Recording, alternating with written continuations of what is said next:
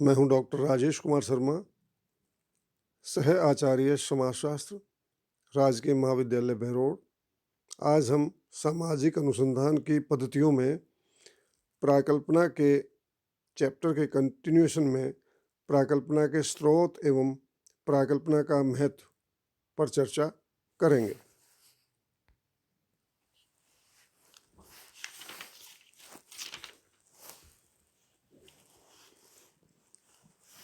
प्राकल्पना के स्रोत, sources of hypothesis. एक अध्ययनकर्ता अनेक स्रोतों से प्राकल्पना ग्रहण कर सकता है। व्यक्ति अपनी स्वयं की सूझबूझ, विचारधारा, कल्पना अथवा अंतर्दृष्टि के आधार पर भी प्राकल्पना का निर्माण कर सकता है। ल्यूंडबर्ग का मत है कि हम एक उपयोगी प्राकल्पना की खोज कविता, साहित्य, दर्शन, समाजशास्त्रीय साहित्य, मानव जाति शास्त्र एवं सिद्धांतों में कर सकते हैं। गुड एंड हैट ने प्राकल्पना के 4 स्रोत बताए हैं। नंबर 1 सामान्य संस्कृति, नंबर 2 वैज्ञानिक सिद्धांत, नंबर 3 समरूपताएं तथा नंबर 4 व्यक्तिगत अनुभव। आज हम इन पर चर्चा करेंगे। सामान्य संस्कृति, नंबर 1 जनरल कल्चर। प्रत्येक समाज की एक संस्कृति होती है। उसके सदस्यों की रहन सहन, खान पान, वस्त्र की शैली, परिवार, विवाह, नातेदारी और सामाजिक संस्थाओं तथा आचरण के नियमों में एक रूपता पाई जाती है, जो कि उनकी एक सामान्य संस्कृति का निर्माण करती है। सामान्य संस्कृति भी प्राकल्पना के विकास में सहायक होती है। एक सामान्य संस्कृति का निर्माण करती है। यह सामान्य संस्कृति भी प्राकल्पना के विकास में सहायक होती है। सामान्य संस्कृति के अंतर्गत 3 बातें प्रमुख हैं: सांस्कृतिक पृष्ठभूमि, लोक विश्वास तथा सामाजिक परिवर्तन। हम यहाँ तीनों ही पक्षों का उल्लेख करेंगे। सांस्कृतिक पृष्ठभूमि, कल्चरल बैकग्राउंड। सांस्कृतिक पृष्ठभूमि भी विज्ञान के विकास और प्राकल्पनाओं के निर्माण में महत्वपूर्ण भूमिका निभाती है।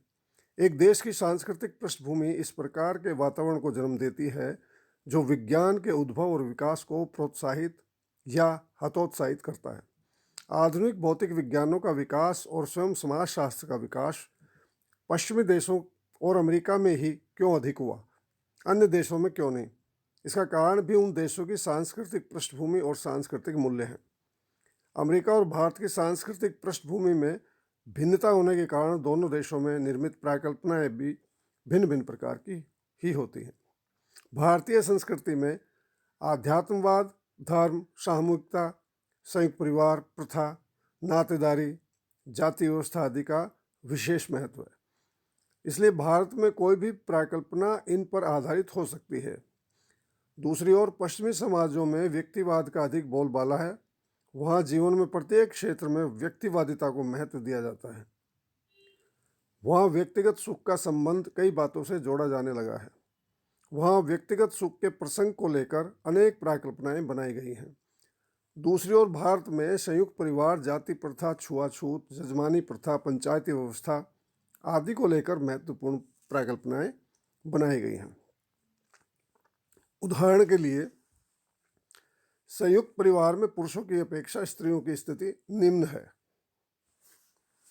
उच्च जातियों की तुलना में निम्न जातियों की सामाजिक स्थिति निम्न होती है, आदि आदि। स्पष्ट है कि सांस्कृतिक पृष्ठभूमि एक विशेष प्रकार की प्राकल्पना को जन्म देने में महत्वपूर्ण भूमिका निभाती है।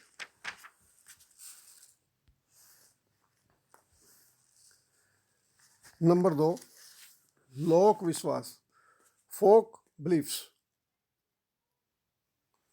प्रत्येक संस्कृति में कुछ ऐसी सामान्य मान्यताएं और विश्वास पाए जाते हैं जिनकी अभिव्यक्ति कहावतों, मुहावरों, दोहों, तुकबंदियों, सूक्तियों आदि में होती है।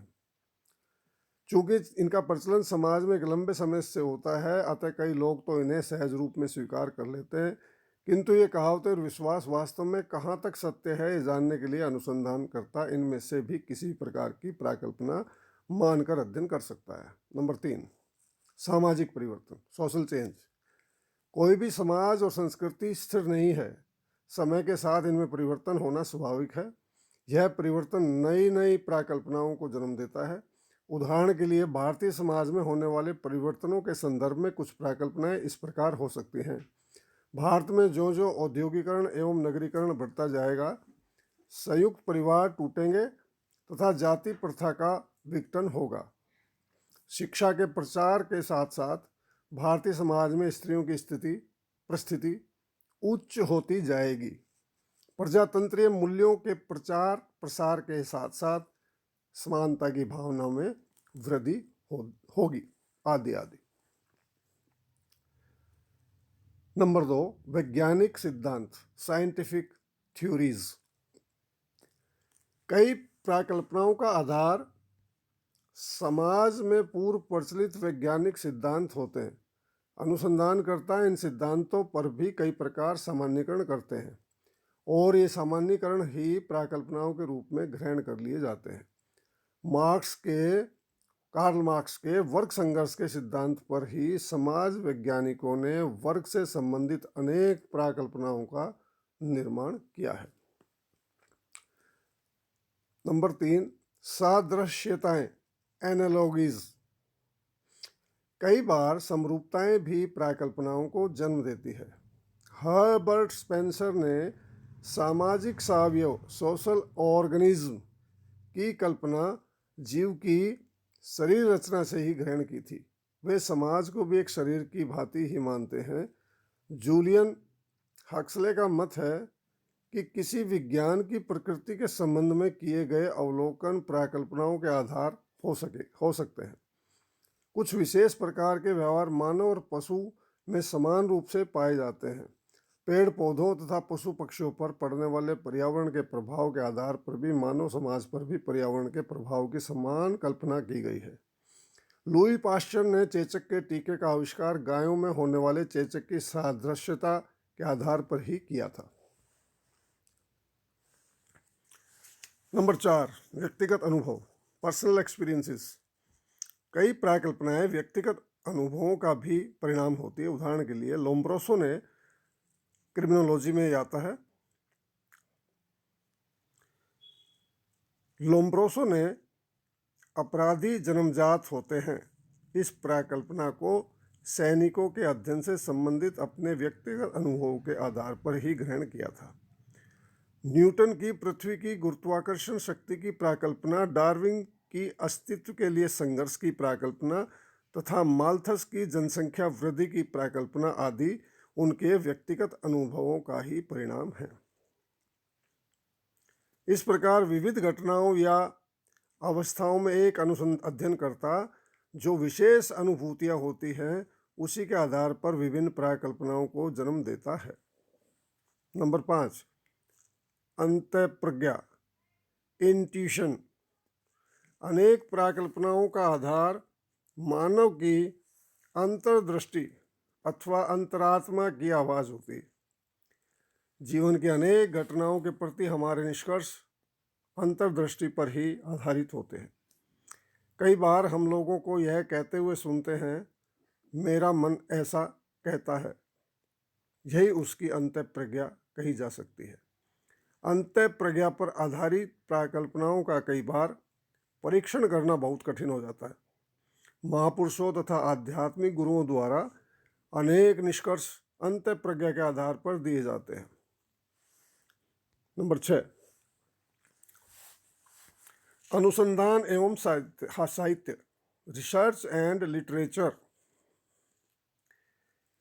कई बार हम अन्य व्यक्तियों द्वारा किए गए अध्ययनों के निष्कर्ष और साहित्य के आधार पर भी प्राकल्पना का निर्माण करते हैं। ल्यूंडबर्ग की मान्यता है कि हम कविता, साहित्य, दर्शन, समाजशास्त्र, नृजाति विज्ञान एवं वर्णनात्मक साहित्य तथा कलाकारों और चिंतकों के मानव के सामाजिक संबंधों पर आधारित सिद्धांतों के आधार पर भी प्राकल्पनाओं का निर्माण कर सकते हैं।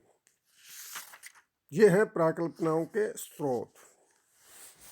अभी इसी के कंटिन्यूएशन में इसी का पार्ट वो भी इसी व्याख्यान में शामिल करते हैं। प्राकल्पना का महत्व, इम्पोर्टेंस ऑफ हाइपोथेसिस। स्लाइड पर देखिए। अनुसंधान में प्राकल्पना के महत्व को अनेक प्रकार से दर्शाया गया है। विद्वान इसकी तुलना ध्रुव तारे एवं कुतुबनुमा से करते हैं। जो कुछ समुद्र में जहाजों को रास्ता दिखलाने वाले प्रकाश स्तंभ से जो अनुसंधानकर्ताओं और वैज्ञानिकों को भटकने से बचाते हैं। Max weber German social thinker है। मैक्स वेबर का मत है कि प्राकल्पना से प्रत्येक वैज्ञानिक गवेषणा में नए प्रश्नों को प्रोत्साहन मिलता है। गुड एंड हैट का मत है कि प्राकल्पना यह बताती है कि हम किसकी खोज कर रहे हैं। उन्होंने आगे फिर लिखा है, अच्छे अनुसंधान में प्राकल्पना का निर्माण एक केंद्रीय चरण है। कोहेन तथा नागेल लिखते हैं, एक प्राकल्पना का प्रकार्य हमारी खोज में तथ्यों के बीच व्यवस्था लाने के लिए पथ प्रदर्शन करना है।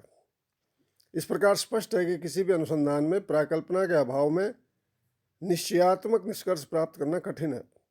इसके अभाव में अध्ययनकर्ता अपने मार्ग से भटक सकता है। इसी के द्वारा वह सत्य और असत्य की पुष्टि करता है, एक विषय से संबंधित वास्तविकता का पता लगाता है। प्राकल्पना के अभाव में अनुसंधानकर्ता पतवार विहीन जहाज की भांति होता है। प्राकल्पना के महत्व की विवेचना हम इस प्रकार कर सकते हैं। नंबर 1, अध्ययन के उद्देश्यों का निर्धारण, determination of the goal of the study. प्राकल्पना हमारे अध्ययन के उद्देश्यों को निर्धारित करती है कि हमें किसकी खोज करनी है। अध्ययन के उद्देश्यों को स्पष्ट करके ही हम उससे संबंधित तथ्यों की गवेषणा करते हैं। प्राकल्पनाएं हमें बताती है कि हमें किन तथ्यों का संकलन करना है और किन का नहीं, कौन से तथ्य हमारे उद्देश्य के अनुरूप और सार्थक हैं तथा कौन से निरर्थक। कोहेन तथा नागेल लिखते हैं, प्राकल्पना के अभाव में अनुसंधान एक अनिश्चित तथा विचारहीन भटकाव की भांति है। इसके निष्कर्ष को स्पष्ट अर्थ वाले तथ्यों के रूप में प्रकट नहीं किया जा सकता है। अध्ययन के उद्देश्य हमारे संकलन स्रोतों का भी निर्धारण करते हैं। नंबर 2, उचित दिशा प्रदान करना, प्रोवाइडिंग सूटेबल डायरेक्शन। प्राकल्पना अनुसंधानकर्ता के लिए पथ प्रदर्शक का कार्य करती है, उसे इधर उधर भटकने से रोकती है। वान डलेन प्राकल्पना को ऐसे शक्तिशाली आकाशदीप के रूप में मानते हैं जो अनुसंधानकर्ता का मार्ग प्रशस्त करता है। पीवी यंग लिखती हैं, इस प्रकार प्राकल्पना का प्रयोग एक दृष्टिहीन खोज तथा अंधाधुंध तथ्य संकलन से रक्षा करता है, जो बाद में अध्ययन समस्या के लिए अप्रासंगिक और अनुपयुक्त सिद्ध हो सकते हैं। नंबर 3, अध्ययन क्षेत्र को सीमित करना, restricting the field of study. Lundberg के अनुसार प्राकल्पना के आधार पर हम जानबूझकर अपनी विचार शक्तियों को स्वीकार करते हैं और अपने अनुसंधान के क्षेत्र को सीमित करके त्रुटियों की संभावनाओं को कम करने का प्रयास करते हैं। प्राकल्पना अनुसंधान कार्य की सीमा निर्धारित करके अनुसंधानकर्ता का ध्यान अध्ययन विषय के एक विशिष्ट पहलू अथवा तथ्यों पर ही केंद्रित करती है। दूसरे शब्दों में, प्राकल्पना अध्ययन को एक निश्चित सीमा में बांध देती है। अध्ययनकर्ता के लिए संभव नहीं है कि वह एक विषय से संबंधित सभी पक्षों का एक साथ अध्ययन करे। अतः आवश्यक है अध्ययन को विशिष्ट, यथार्थ और वैज्ञानिक बनाने के लिए उसे सीमित किया जावे। Number 5,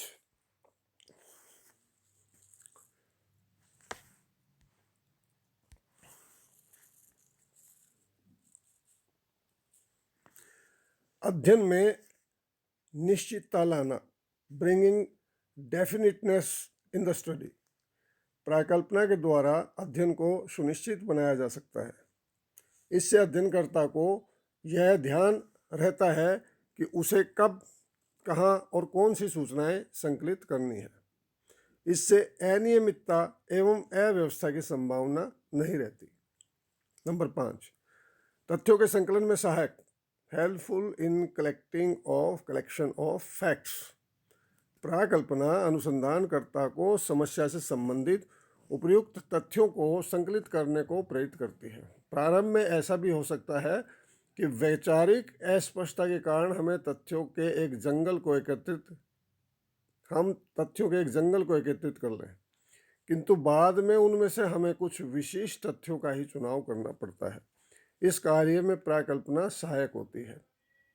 M.H. गोपाल ने लिखा है, प्राकल्पना के बिना अध्ययनकर्ता अनावश्यक यहाँ तक कि व्यर्थ सामग्री भी एकत्रित कर सकता है और वास्तव में महत्वपूर्ण तथा लाभकारी तथ्य उसकी दृष्टि से छूट सकते हैं। नंबर 6, निष्कर्ष निकालने में सहायक, हेल्पफुल इन ड्राइंग कंक्लूजन्स। प्राकल्पनाओं के आधार पर तथ्यों का संकलन किया जाता है और तथ्यों के आधार पर ही यह ज्ञात किया जाता है कि हमारी प्राकल्पनाएं सत्य हैं अथवा असत्य। दोनों ही स्थितियों में हमें सत्यान्वेषण करना होता है, जो कि इसके अभाव में नहीं हो सकता। नॉर्थअप का मत है कि किसी प्राकल्पना में विद्यमान तथ्य समस्या के समाधान भी हो सकते हैं। क्या वे वास्तव में समाधान है, यह जांच का कार्य। नंबर 7, सिद्धांतों के निर्माण में सहायक, helpful in formulation of theories. Peter H मान का मत है कि प्राकल्पना तथ्यों व सिद्धांतों के बीच की कड़ी है। M.H. गोपाल के शब्दों में, एक सिद्धांत तथा एक प्राकल्पना के बीच का अंतर प्रकार की अपेक्षा मात्रा का अधिक है, क्योंकि जब प्राकल्पना सत्य सिद्ध हो जाती है तथा स्थापित हो जाती है तो वह एक सिद्धांत का भाग बन जाती है। इस प्रकार से ये एक दूसरे से विकसित होते हैं। विलियम जॉर्ज ने लिखा है, व्यवहारिक रूप में एक सिद्धांत एक विस्तृत प्राकल्पना है। यह एक सरल प्राकल्पना की अपेक्षा अधिक प्रकारों के तथ्यों से संबंधित होती है। किसी भी सामाजिक अनुसंधान का प्रारंभ हम प्राकल्पनाओं के आधार पर करते हैं। जब तथ्यों के आधार पर ये प्राकल्पनाएं सत्य सिद्ध हो जाती हैं तो वे सिद्धांत का रूप ले लेती हैं। डॉक्टर सुरेंद्र सिंह ने प्राकल्पना के निम्नांकित कार्यों या महत्वों का उल्लेख किया है। आओ उनकी भी चर्चा करें। अनुसंधान से संबंधित विभिन्न प्रश्नों को स्पष्ट करना। नंबर 2, अनुसंधान को उत्तेजना प्रदान करना। नंबर 3, अनुसंधान की विधितंत्रीय व्यवस्था को आधार प्रदान करते हुए निर्देशित करना। नंबर 4, प्रयोगात्मक प्रविधियों के मूल्यांकन की कसौटियां प्रदान करना। नंबर 5, सिद्धांत के निर्माण के लिए कार्यकारी उपकरण के रूप में कार्य करना। और नंबर 6, निगमन पद्धति का प्रयोग करते हुए निष्कर्ष निकालने में सहायता पहुंचाना। और उपर्युक्त विवेचना से प्राकल्पना का महत्व स्पष्ट हो जाता है। फिर भी सदैव सभी वैज्ञानिक अध्ययन की और खोजें प्राकल्पनाओं से ही आरंभ नहीं हुए हैं। न्यूटन का गुरुत्वाकर्षण का सिद्धांत, पेनिसिलिया, एक्सरे, रेडियम और अनेक आविष्कार किसी प्राकल्पना के आधार पर नहीं वरन संयोग का ही परिणाम है। फिर भी हमें गुड एंड हैट के इस कथन को स्वीकार करना चाहिए। इस प्राकल्पना के अभाव में अनुसंधान एक प्रकार से निरुद्देश्य अथवा अनिर्दिष्ट विचारहीन भटकना है। प्रिय विद्यार्थियों, इस व्याख्यान से संबंधित ई कंटेंट्स आपको अपने व्हाट्सएप ग्रुप पर उपलब्ध होंगे, उन्हें भी पढ़ें। आशा है समझ आया होगा। अब ये व्याख्यान यहीं समाप्त होता है। धन्यवाद।